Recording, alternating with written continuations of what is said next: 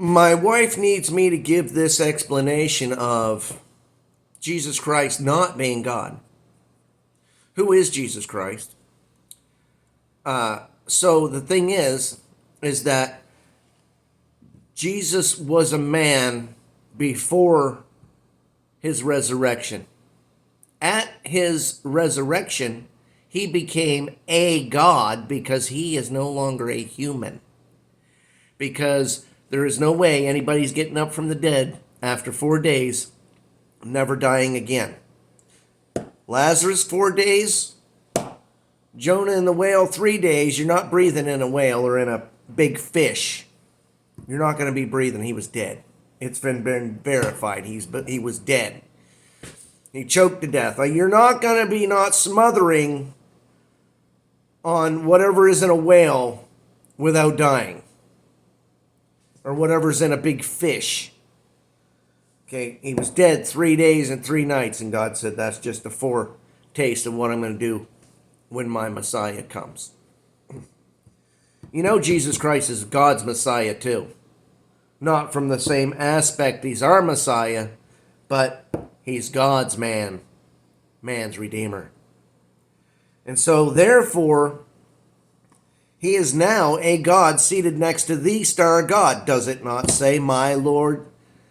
The Lord said unto my Lord, sit thou on my right hand until I make thy foes thy footstool. A little bit different versions. Thy enemies thy footstool. Sit thou on my right side, my right hand.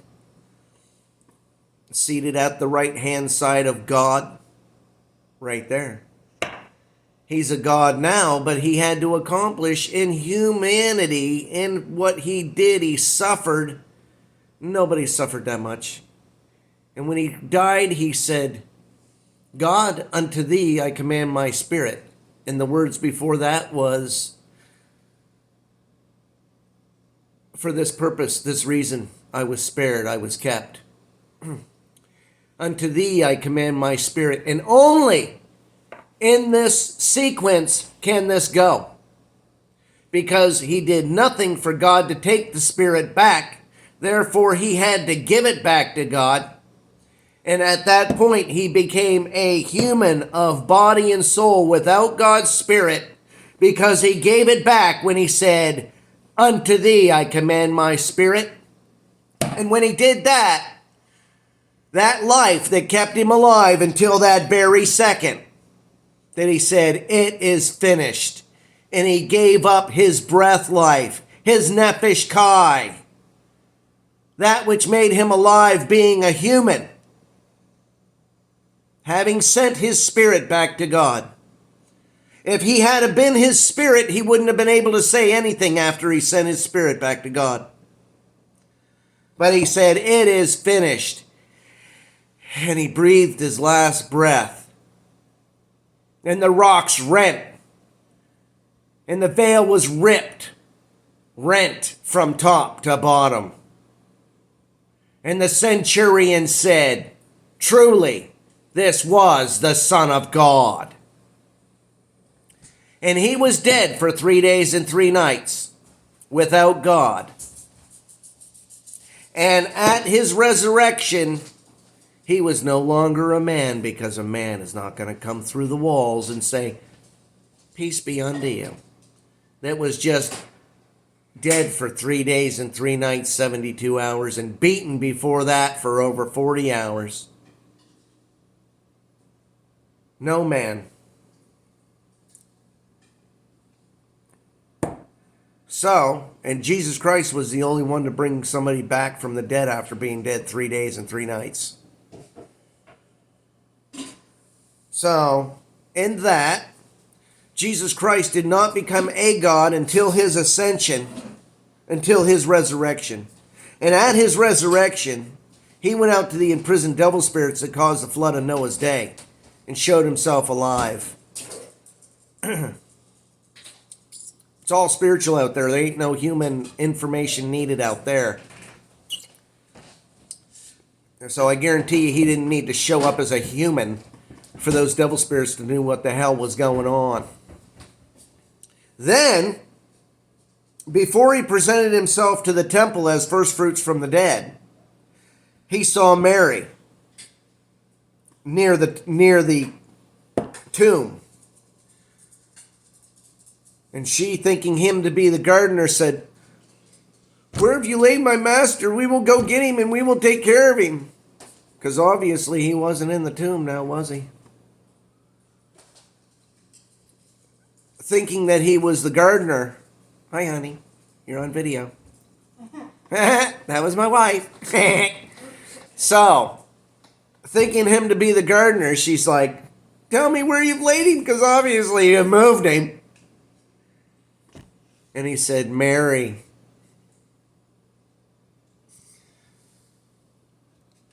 She said, "Rabboni."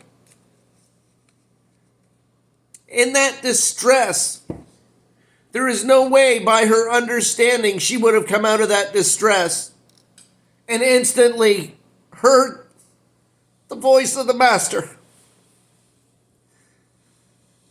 God did something right there when she heard his voice. God showed Mary something for her to understand it was the Master. Wow.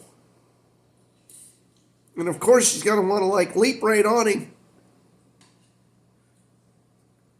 A little bit of confusion there because, touch me not, for I have not ascended unto the Father, but go and tell my brethren, I go to my God, and I go to your God, and I go to my Father, and I go unto your Father.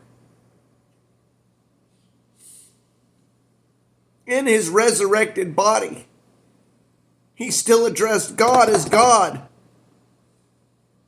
and his Father. Him being second. I go unto my God, and unto your God, and unto my Father, and unto your Father. Who's the subject? It's always the Father.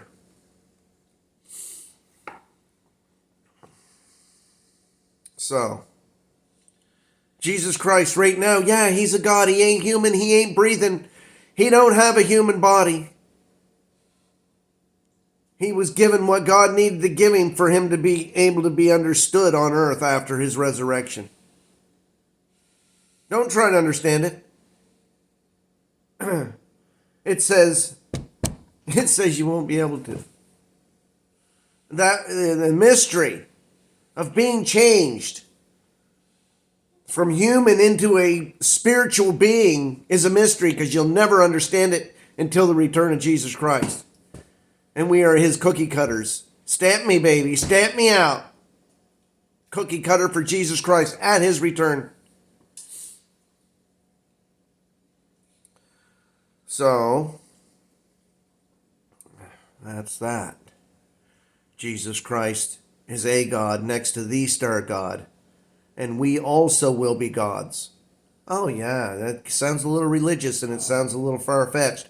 But if we're the brothers and sisters of Jesus Christ, and we will be known even as we are known at his coming, all the things you can't hear because of the Trinity and the dead being alive and all the false doctrines, it blocks the truth of the truth for you to have power in your existence on this planet. The Trinity blocks the truth of the truth. The dead being alive block the truth of the truth. And what was the other one? There's water baptism. Doesn't do a damn thing. Gonna make you feel real good because you thought you did something that was spiritual. When water baptism, you do it whenever you take a shower or a bath. But this is different. What's different about it? We can get real vulgar and somebody can think something's different about something and it's the same thing. Just because you think it might be something else doesn't mean it is. I'm going to end there. Bye.